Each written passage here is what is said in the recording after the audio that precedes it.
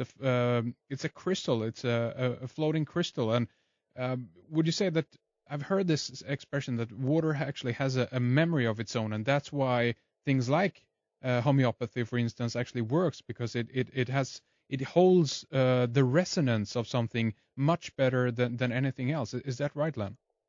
Absolutely. In fact, water is a liquid crystal pyramid. It's a shape of a pyramid. It's a tetrahedron structure. H2O is a tetrahedron pyramid-like structure. A tetrahedron is four-sided, equilateral, triangular structure. That's the most stable structure in the universe. And that structure then facilitates the energetic transmissions, reception and conduction and memory of the energy. And so that's what the pyramids are really all about. That's why the Egyptians built them, the Mayans built them. They had everything to do with sound and frequency, vibration, and sacred geometric and cosmic constellation, the mathematics and music of the spheres, of the sacred geometry of the universe. This is what we've now been so blessed to advance, the most basic fundamental understandings of this music of the spheres, this music by which nature actually is uplifted and sustained.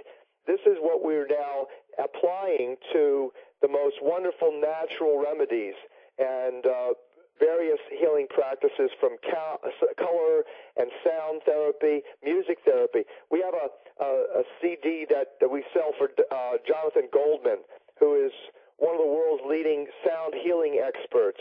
And he took these frequencies that we advanced in the book Healing Codes for the Biological Apocalypse, what we call the perfect circle of sound.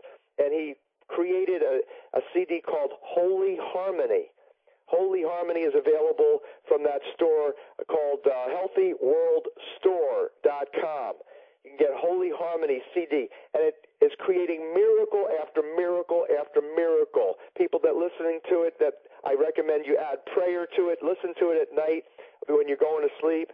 It'll not only put you to sleep, but it'll also cause these miraculous transformations to occur in your own body that you've prayed for. And it's based on this understanding that there's nothing missing, nothing broken, the religious world says, in the kingdom of heaven. Well, the kingdom of heaven in the world of physics and mathematics is called the musical mathematical matrix. And so we've got the core creative frequencies of that matrix, where there's nothing broken, there's no dis-ease, there's no dissonance, there's only harmony with this communion divine. With, divinity's communion is the optimal harmony. Really interesting. Hey, Leonard, why don't we spend a little bit of our last few minutes here together? I want to talk a little bit. There's so many areas, obviously, that we haven't had time to talk about this time, but language. I know that in one of your lecture presentations, and I can't remember now in which book it is, you describe and talk a little bit about the English language, for instance. You mentioned this, of course, a little bit before in regards to frequency, that words are incredibly important, but even the fact that the English language potentially is something that has been created, shall we say, or put together by a certain man. Maybe you can just tell us briefly a little bit about that, Len. Sure, and that goes to answer the question you asked in the last segment also about what proof do you have that this is a conscious manipulation of the population. Yeah. The English language is again a masterful proof, an example of the precision by which the manipulation has taken place. English, we now know, is backwards alphanumerically. Every letter has a number equivalent. And all that goes back to the fact that the Creator's language is math. So, word is sound. Sound is frequency. What's that? Math. So basically, the core creative frequencies that I've just been talking about that create this musical mathematical matrix that the religious world calls the kingdom of heaven, where there's nothing missing, nothing broken. 1 and 1 is always 2. 2 always comes after 1, unless you're a liar and a cheater. And so basically, this is the kind of concept that language, the Creator's language, never lies. And so Humanity's language, unfortunately, can't hold up to that. And when you look at English, the English language is alphanumerically exactly flipped from Hebrew, sacred Aramaic, ancient Sanskrit. These were the sacred languages because when you spoke them, they resonated the frequency that we talked about in the last program, where if you're listening to a radio show and you're on the exact station, you're fine. But if you tune 1/10 of a hertz frequency, or let's go 99.6 to 99.7, you get static. Yeah. Same thing with language. The English language is, I think, the most tragic language and least communicative, and the sacred languages were the most communicative because what they communicated most importantly is this energy frequency of divinity. That nature vibrates, let's say, at 528 hertz frequency of love. That's why the botanical world is green, mostly green. That's why chlorophyll is green color, this yellowish green color, because it's receiving the most blessing from the ethers and from this musical mathematical matrix. And so if you and I are speaking in that kind of a language, then we're going to be resonating in communion divine and optimal communication, communion, community building. That's what this is all about. That's what communication is. It's communing. And so it's a frequency resonance that brings us into harmony or dissonance. And unfortunately, the English language, by its inception, is completely opposite to what it should be. And there's a few references to who is potentially also behind this. I mean, we have people like, John Dee and Francis Bacon being involved, and questions arise there if actually, in fact, William Shakespeare possibly was Francis Bacon, and with his poetry and prose, if you will, actually managed to make and create and the English language. And there's a whole mystery, if you will, behind that, which is really interesting. But the question is then, would you recommend people to learn another language? Is there any way to get away from that? Would you say that there's an health effect that takes place when we're using the English language even? I do recommend people, if they're able to learn another language. Unfortunately, most of us don't have the time and even the patience or the intelligence. Yeah. So the question becomes, how are we going to get to save as many people as possible? The answer is in music. That's what Live H2O. Go to liveH2O.org. LiveH2O.org is all about. It's this concept of how we're going to get out of this mess using the frequencies of divinity to bless humanity maximally, to bring us out of this stupor, this subhuman realm of paralysis and degeneration that we're engaged in here.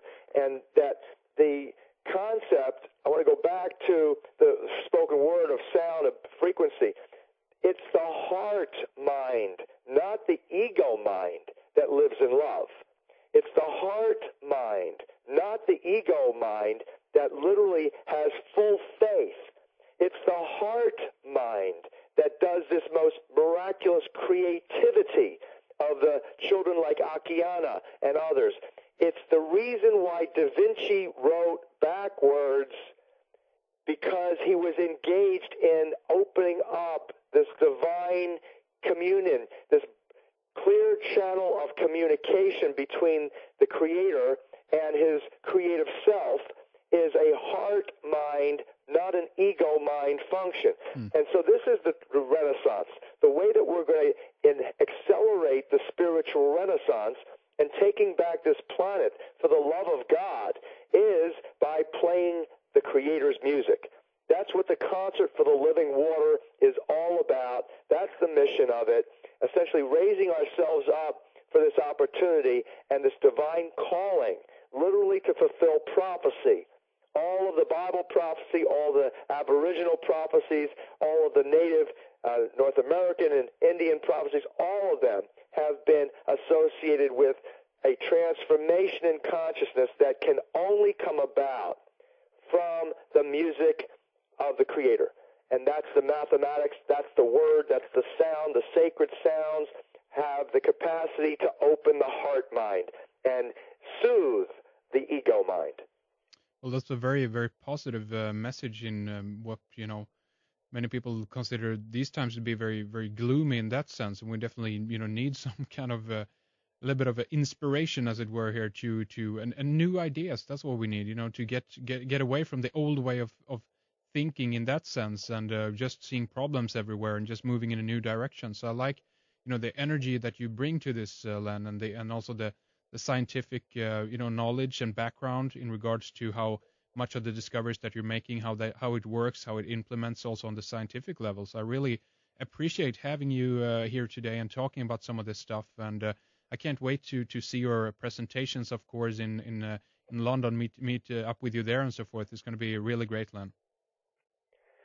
Wonderful, Henrik. I appreciate the opportunity to be with you also, and I look forward to giving you a big hug when I see you in London. Sounds good. Again, I want to give out a few website here just to finish things up here. thealternativeview.co.uk, of course, to find out more about the conference over in London where Len will be speaking, and then a few more of Len's of his websites. We can give out healthyworldstore.com. We also have healingsounds.com, tetrahedron.org, and there are a few other ones here that we will have linked up on Red Eyes as well. So with that, thank you very much, Len, for coming on. Hope to talk to you soon, and we'll see you soon. Absolutely. Wonderful. Thanks again. Okay. Bye-bye. Thanks. Bye-bye. That's our program with Dr. Len Horowitz. Go to some of his websites and take a look at his work and search for a few of his videos on Google Video or YouTube. There's some vital information in there and also some very interesting perspectives. We'll talk more soon. We're going to have John Harris coming up and Adrian Gilbert shortly on the program. We are also going to proceed with the part 2 of our webcast series with Michael Tessarian on the Brotherhood of Death. So eyes on redeyescreations.com. Thank you for joining us. Take good care and bye for now.